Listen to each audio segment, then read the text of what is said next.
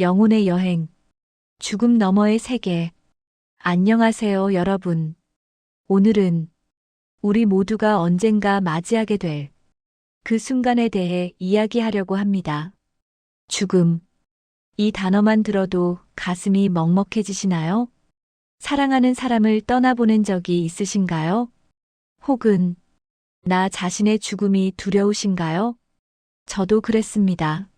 할머니가 돌아가셨을 때 저는 밤마다 울면서 물었습니다. 할머니는 지금 어디 계실까?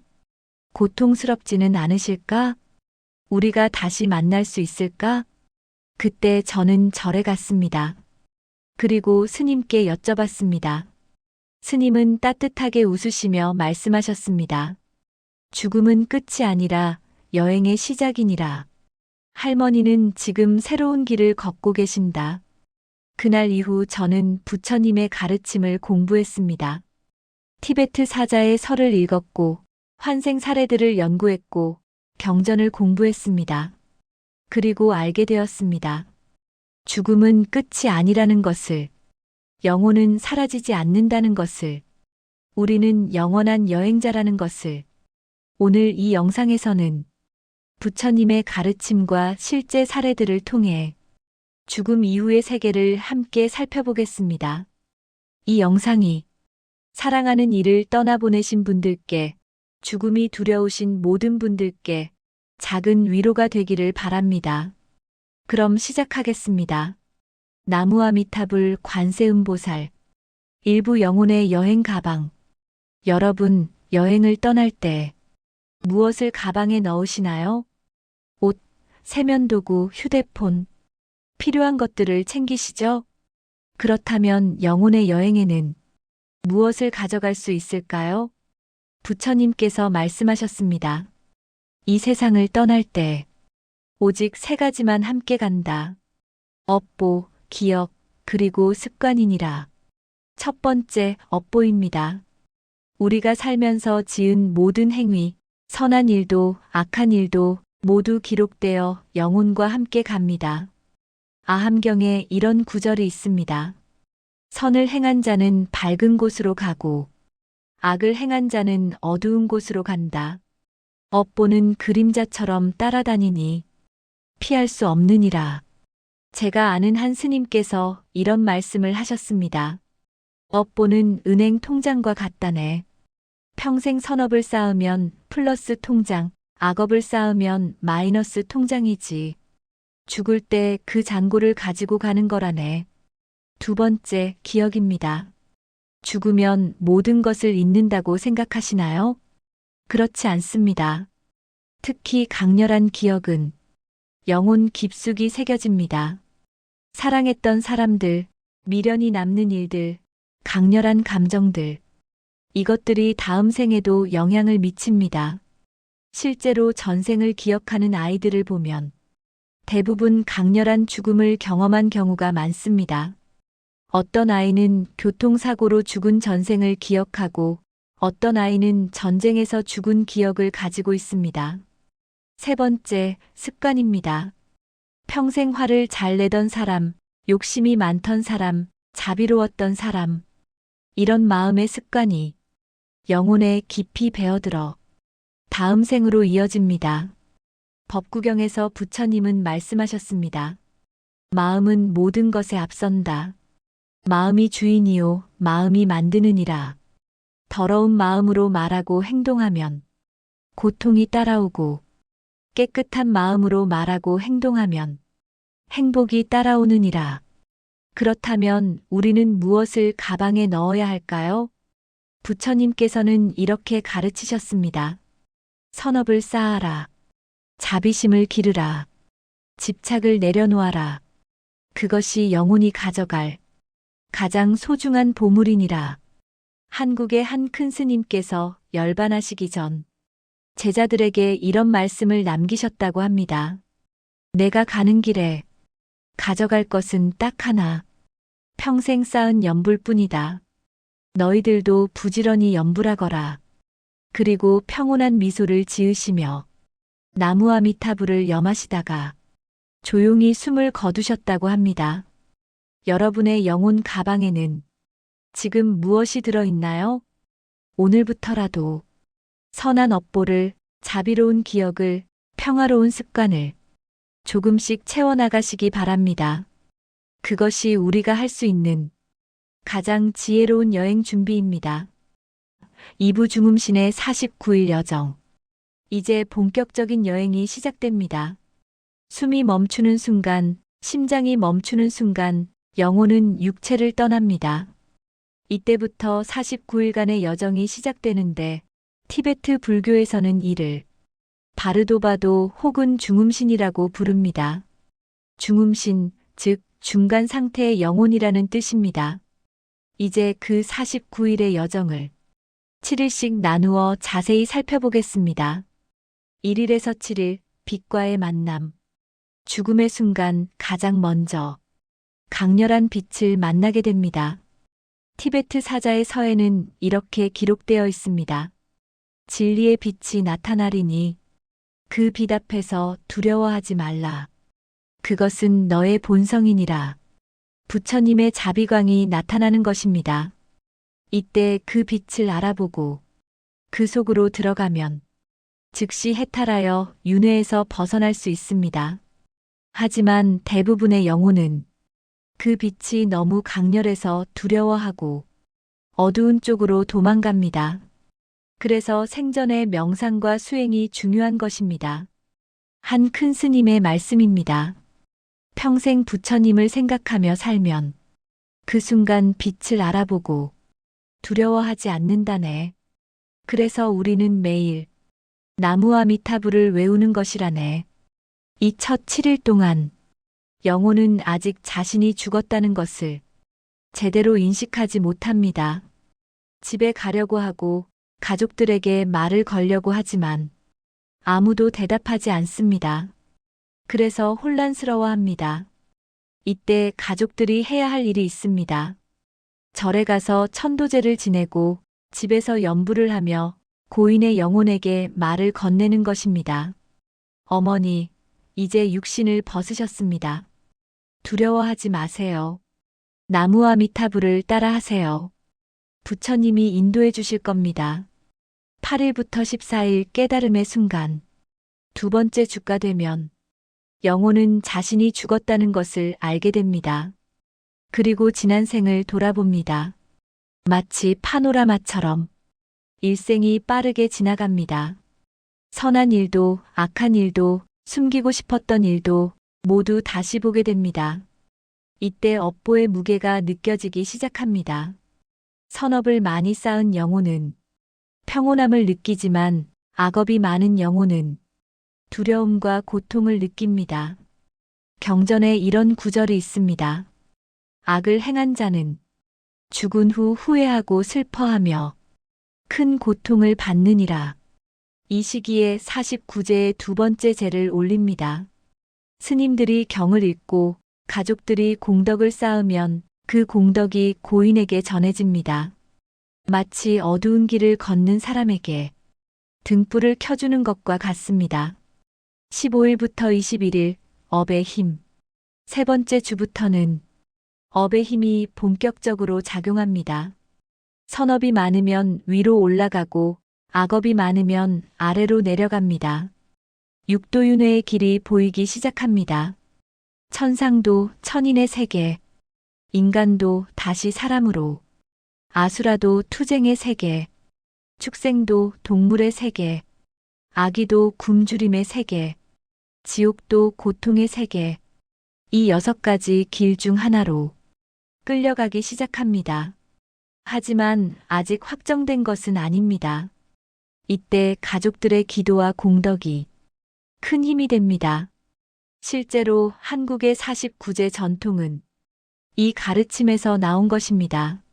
7일마다 제를 올리는 것은 매주마다 영혼을 도와 좋은 곳으로 가도록 하기 위함입니다. 22일에서 28일 선택의 시간. 네 번째 주가 되면 새로운 생을 받을 부모를 찾기 시작합니다. 업보에 따라 끌리는 방향이 정해집니다. 선업이 많으면 덕이 있는 부모에게 끌리고 악업이 많으면 그에 맞는 환경으로 끌립니다. 티베트 사자의 선은 이렇게 말합니다. 욕망을 버리고 집착하지 말라. 부모의 결합을 보아도 들어가지 말고 명상하라. 하지만 대부분의 영혼은 업의 힘에 이끌려 새로운 생명으로 들어갑니다. 29에서 49일 마지막 기회. 마지막 3주는 윤회를 결정하는 중요한 시기입니다. 아직 다음 생으로 가지 않았다면 이 기간이 마지막 기회입니다. 이때 가족들이 할 수 있는 일. 1. 절에 가서 49제를 성대히 올리기. 2. 고인의 이름으로 보시하기. 3. 매일 염불하고 독경하기. 4. 방생하고 공덕 쌓기. 5. 고인에게 편지 쓰고 읽어주기. 한 스님의 경험담입니다. 49제를 정성껏 모신 집안의 영혼은 밝은 얼굴로 떠나가는 것이 보입니다. 하지만 아무도 신경 쓰지 않은 영혼은 외롭고 슬픈 표정으로 떠돌다가 좋지 않은 곳으로 가는 것을 봤습니다. 49일이 지나면 대부분의 영혼은 다음 생으로 갑니다. 하지만 집착이 너무 강하거나 한이 맺힌 영혼은 이 세상에 더 머물기도 합니다. 그래서 천도제가 필요한 것입니다. 여러분, 지금 이 순간에도 49일의 여정을 걷고 있는 수많은 영혼들이 있습니다. 그들을 위해 함께 기도해 주시겠습니까? 나무아미타불 관세음보살. 이 공덕으로 모든 영혼이 평안한 곳으로 가기를 간절히 기원합니다. 3부 실제 환생 사례. 죽음은 끝이 아니다. 이제 여러분께 실제로 있었던 놀라운 이야기들을 들려드리겠습니다. 이것은 상상이나 만들어낸 이야기가 아닙니다. 수많은 학자들이 연구하고 검증한 실제 사례들입니다. 사례 1. 샨티 대비 세계를 놀라게 한 환생. 1926년 인도 델리에서 한 여자아이가 태어났습니다. 이름은 샨티 대비. 이 아이는 4살이 되었을 때부터 이상한 말을 하기 시작했습니다. 엄마, 여기는 내 집이 아니에요. 내 진짜 집은 마투라라는 곳에 있어요. 나는 전생에 캐디 나트라는 남편이 있었어요. 그리고 아들을 낳다가 죽었어요. 부모는 처음에 아이의 상상이라고 생각했습니다. 하지만 샨티는 계속해서 전생의 기억을 이야기했습니다. 그것도 너무나 구체적으로. 우리 집은 노란색이었고 앞에 큰 나무가 있었어요. 집 뒤쪽에는 우물이 있었고 거기에 돈을 숨겨두었어요. 부모는 걱정이 되어 학자들에게 연락했습니다. 그리고 놀라운 일이 벌어졌습니다. 학자들이 조사해보니 마투라라는 도시에 정말로 캐디 나트라는 사람이 있었습니다. 그리고 그의 아내 루기는 출산 중에 사망했습니다. 바로 샨티 대비가 태어나기 몇 년 전에 학자들은 샨티를 마투라로 데려갔습니다. 그 마을에 처음 도착했을 때 샨티는 마치 자기 집에 온 것처럼 길을 정확히 찾아갔습니다. 저기 모퉁이를 돌면 우리 집이에요. 정말로 노란색 집이 나타났습니다. 앞에는 큰 나무가 있었습니다. 집 앞에서 한 남자가 나왔습니다. 캐디 나트였습니다. 샨티는 그를 보자마자 눈물을 흘리며 달려가 안겼습니다. 당신, 내 남편. 캐디 나트는 처음에 당황했지만 샨티가 오직 자신의 죽은 아내만 알 수 있는 비밀들을 이야기하자 충격에 빠졌습니다. 당신은 원수의 오른쪽 허벅지에 점이 있어요. 우리 침실 서랍 2번째 칸에 당신 편지가 있어요. 당신은 밤에 잘 때 오른쪽으로 누워서 자요. 모두 사실이었습니다. 그리고 샨티는 집 뒤쪽 우물로 갔습니다. 여기 이 돌 밑에 돈을 숨겨두었어요. 사람들이 돌을 치웠습니다. 정말로 그 아래 돈이 있었습니다. 캐디 나트조차 몰랐던 사실이었습니다. 이 사건은 인도 전체를 떠들썩하게 했고 마하트마 간디까지 관심을 가졌습니다.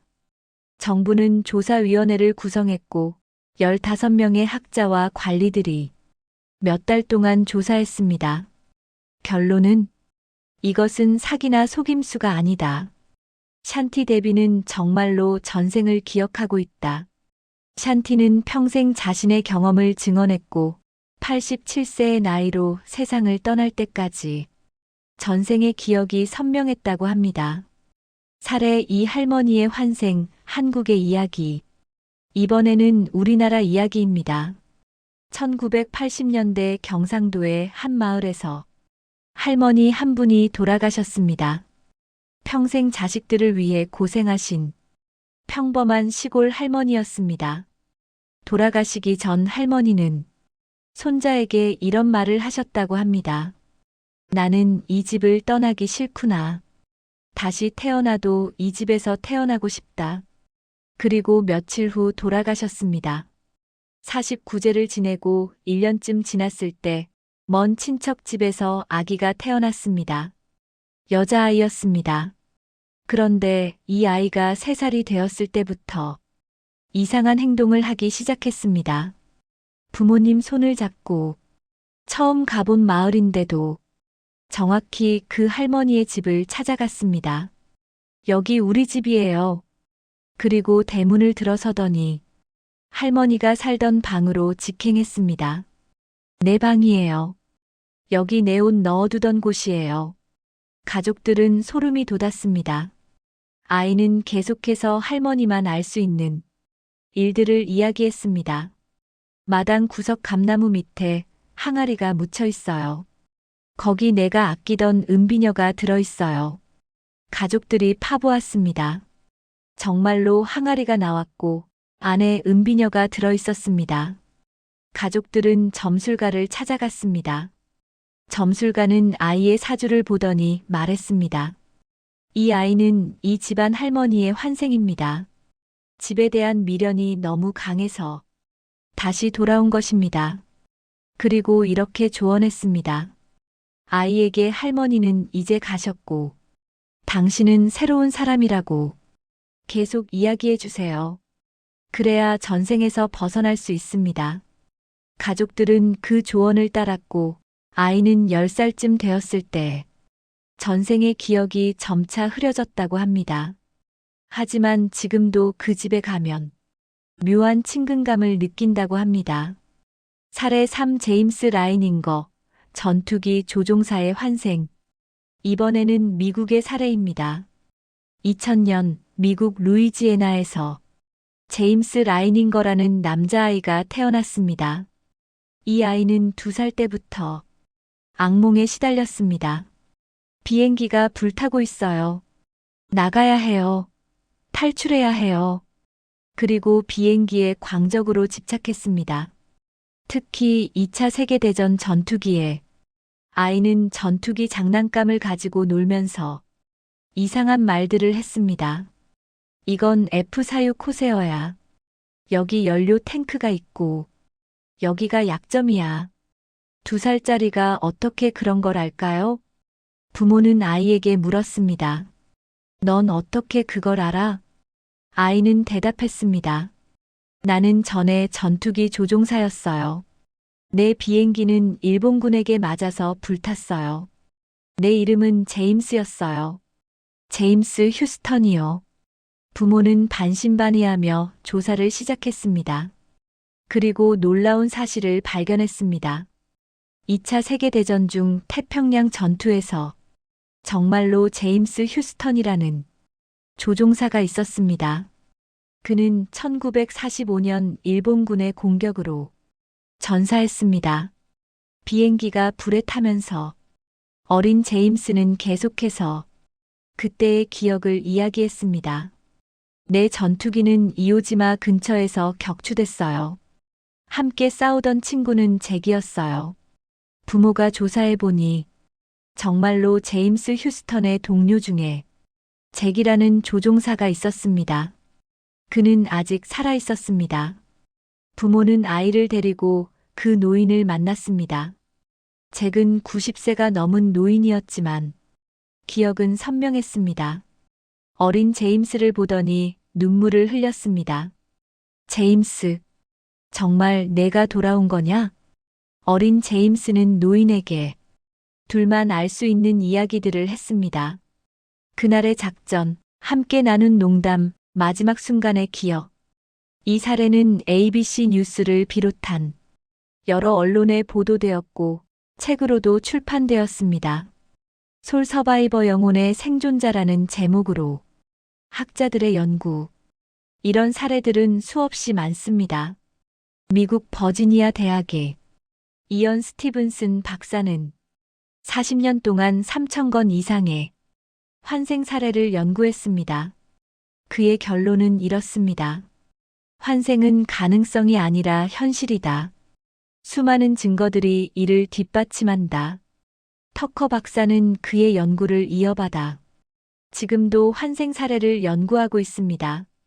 부처님은 2500년 전에 이미 말씀하셨습니다. 윤회는 진리다. 생사는 끊임없이 이어진다.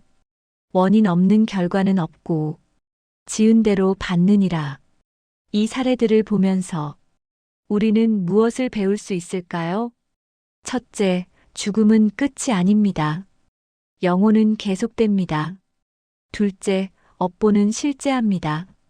지금 우리가 짓는 업이 다음 생을 만듭니다. 셋째, 집착을 내려놓아야 합니다. 이 세상에 대한 미련이 강하면 다시 돌아오게 됩니다. 그리고 가장 중요한 것, 우리는 지금 이 순간 다음 생을 준비하고 있다는 것입니다. 오늘 우리가 짓는 선업이, 오늘 우리가 기르는 자비심이, 오늘 우리가 하는 염불이, 그 모든 것이 다음 생의 씨앗이 됩니다. 여러분, 오늘은 어떤 씨앗을 뿌리시겠습니까? 나무아미타불. 사부 부처님의 윤회 가르침. 이제 부처님의 가르침으로 돌아가 윤회의 진리를 더 깊이 살펴보겠습니다. 육도윤회 6갈래 길. 부처님께서는 중생이 윤회하는 6가지 세계를 가르치셨습니다. 1. 천상도. 천인들이 사는 세계입니다. 선업을 많이 쌓은 영혼이 갑니다. 그곳은 아름답고 즐거움이 넘칩니다. 수명도 길고 고통도 적습니다. 하지만 영원하지는 않습니다. 천상의 수명이 다하면 다시 윤회합니다. 그래서 부처님은 말씀하셨습니다. 천상에 태어나도 결국 다시 떨어진다. 영원한 행복은 오직 열반에만 있느니라. 이 인간도 우리가 지금 살고 있는 세계입니다. 부처님은 인간으로 태어나는 것이 매우 어렵고 귀하다고 하셨습니다. 온 땅에 흙을 뿌리고 바늘을 던져서 그 바늘이 흙 위에 서는 것만큼 인간으로 태어나기 어렵느니라. 왜 인간이 귀할까요? 인간만이 깨달음을 얻을 수 있기 때문입니다. 천인은 너무 즐거워서 수행을 안 하고 다른 존재들은 고통이 커서 수행할 여유가 없습니다. 오직 인간만이 고통과 즐거움을 적절히 겪으며 진리를 구할 수 있습니다. 그래서 인간으로 태어난 것은 큰 복입니다. 사마수라도 질투와 분노가 많은 존재들의 세계입니다. 힘은 강하지만 항상 싸우고 다투며 살아갑니다. 평생 화를 내고 살거나 시기와 질투가 많으면 이곳에 태어날 수 있습니다. 사축생도 동물의 세계입니다. 탐욕과 어리석음이 많으면 동물로 태어날 수 있습니다. 동물은 본능대로만 살고 지혜가 없어서 깨달음을 얻을 수 없습니다. 그래서 한번 동물로 태어나면 오랜 시간 동안 벗어나기 어렵습니다. 오아기도 굶주림의 세계입니다. 욕심이 많고 인색하면 이곳에 태어납니다.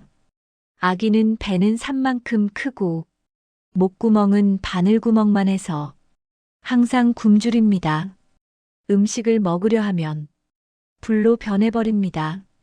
끝없는 갈망과 채워지지 않는 허기. 이것이 아기의 고통입니다.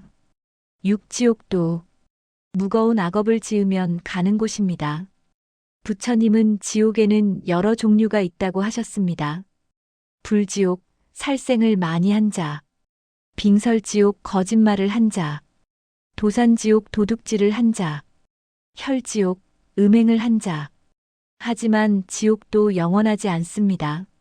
업보가 닿으면 다시 나올 수 있습니다. 업보의 법칙. 그렇다면 어디로 가는지는 누가 결정할까요? 부처님은 말씀하셨습니다. 누구도 심판하지 않는다. 내가 지은 업이 내를 데려간다. 살생을 많이 했으면 지옥으로, 탐욕이 많으면 악이로, 어리석으면 축생으로, 화를 잘 내면 아수라로, 선업을 쌓으면 천상이나 인간으로. 이것은 자동적인 법칙입니다. 마치 씨앗을 심으면 싹이 나듯이. 아함경의 말씀입니다. 콩을 심으면 콩이 나고, 팥을 심으면 팥이 난다. 선을 행하면 복을 받고, 악을 행하면 화를 받느니라. 업장 소멸의 길. 그렇다면 이미 지은 악업은 어떻게 해야 할까요? 부처님은 여러 방법을 가르치셨습니다. 1. 참회. 진심으로 뉘우치고 다시는 짓지 않겠다고 다짐합니다. 과거에 지은 모든 업장을 다 참회하옵나이다.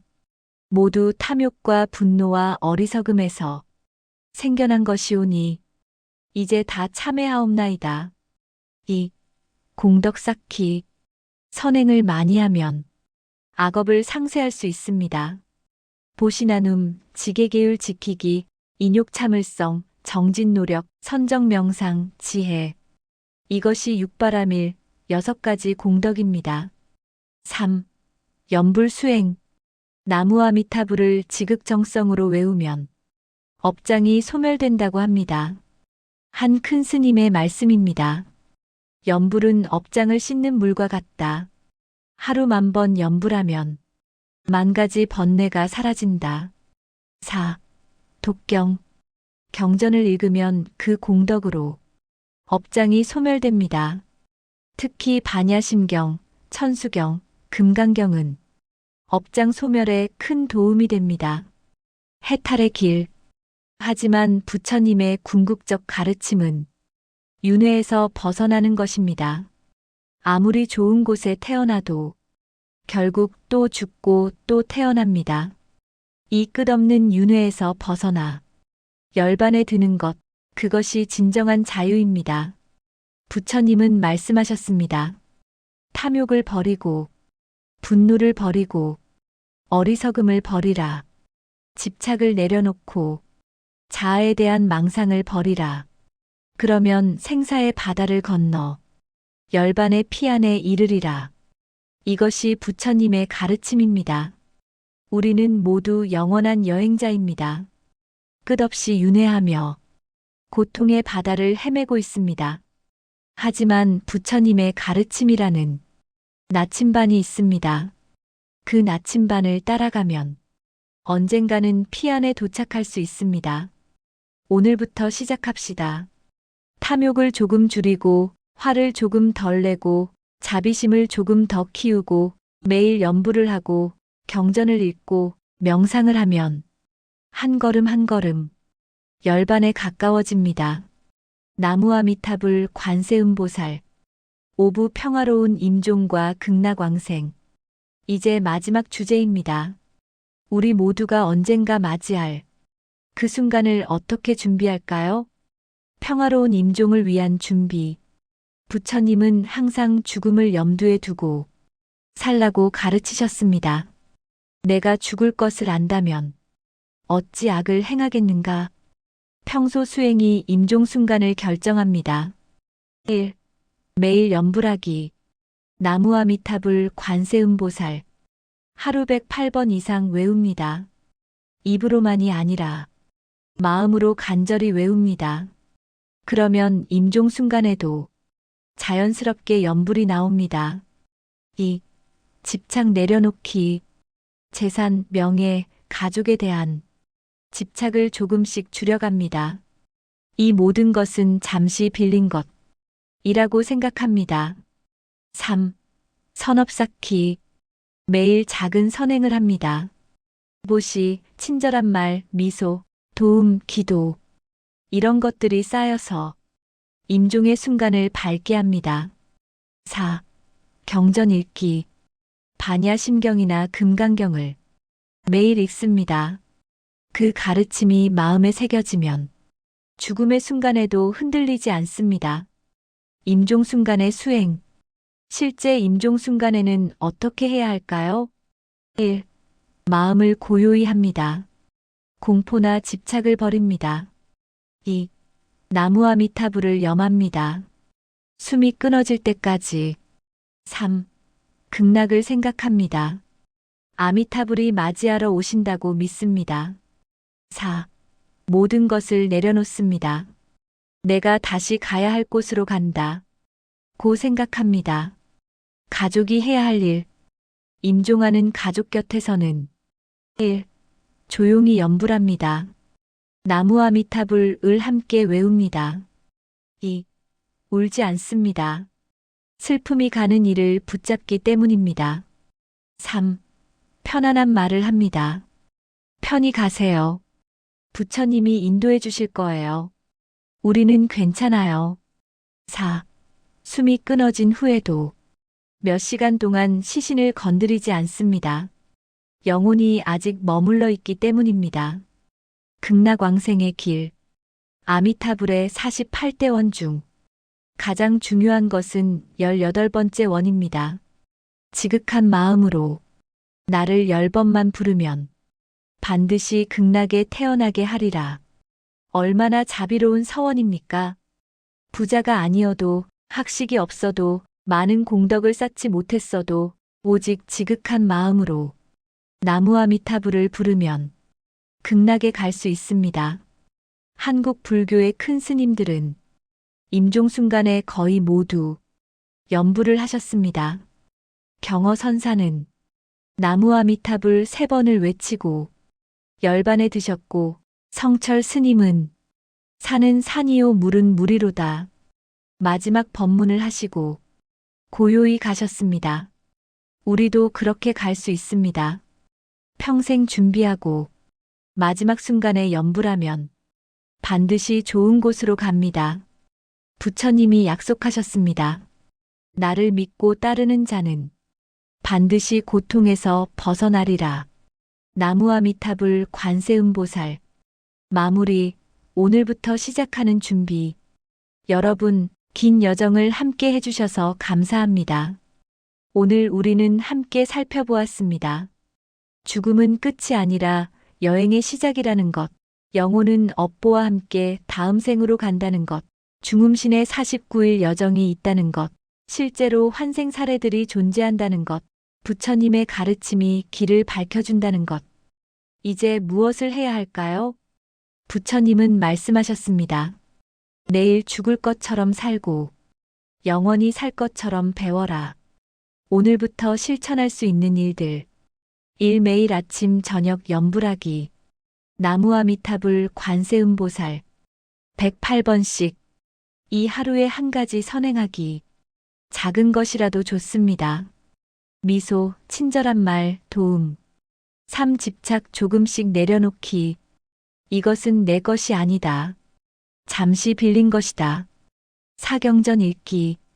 반야심경이나 천수경을 매일 한 번씩. 5. 명상하기. 하루 10분이라도 고요히 앉아서 호흡을 관찰합니다. 이런 작은 실천들이 쌓이고 쌓이면 임종의 순간을 평화롭게 만들고 다음 생을 밝게 만듭니다. 그리고 기억하세요. 사랑하는 사람을 떠나보내셨다면 그들은 새로운 여행을 떠난 것입니다. 슬퍼하되 절망하지 마세요. 그들을 위해 기도하고 공덕을 쌓으세요. 그 공덕이 그들에게 다 좋은 곳으로 가도록 도울 것입니다. 그리고 언젠가 좋은 인연으로 다시 만날 것입니다. 나무아미타불 관세음보살